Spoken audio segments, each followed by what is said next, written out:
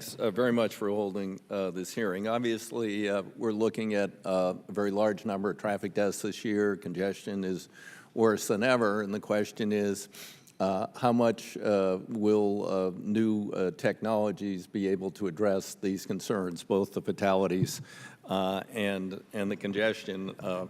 I think there's great promise, but there are a lot of unanswered questions as we move forward. Last year, about a year ago, I went out to California. I called it my visit to the future. I visited Autodesk, and I went to Uber to see their driver-assisted truck, Tesla, and Waymo.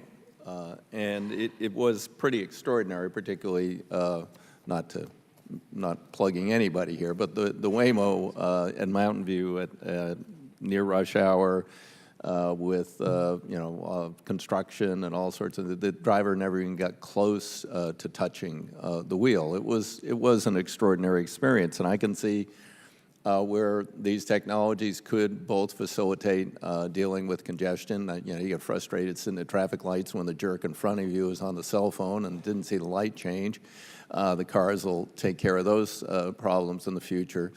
But then there are questions about what are the algorithms. I visited, I was online, I think it was Texas Transportation Institute, I'm not sure who it was, but they had an online quiz to see what the algorithm should look like, and they gave you a series of incidents. You're driving the car, a kid runs in front of you with a ball, you're going to turn and crash into a wall. Okay, well, you're going to turn and crash into the wall.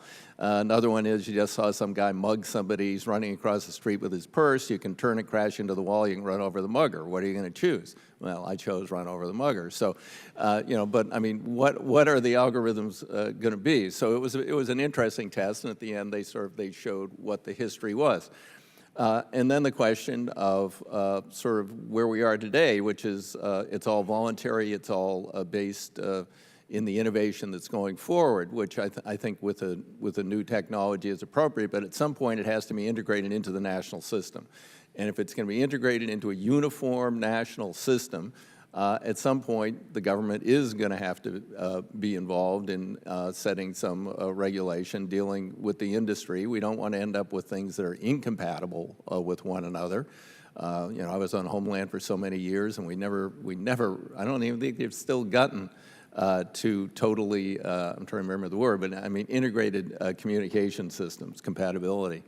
And so the same thing here with these technologies. So we've got to be sure that there aren't going to be conflicts between competitors and different technologies and things that will, perhaps work in some areas of the country, won't work in others. I mean, when I think it was Waymo said that they were having trouble with rain, so they were trying to operate in Seattle, and they kind of were doing okay with rain, but they're still having trouble with snow and other things. So I mean, obviously it is an evolving technology, very quickly evolving, but at some point we are going to have to make sense of it in an integrated 21st century system for the country, and that's why we're here today, to learn more about how we might do that. So thank you for holding the hearing.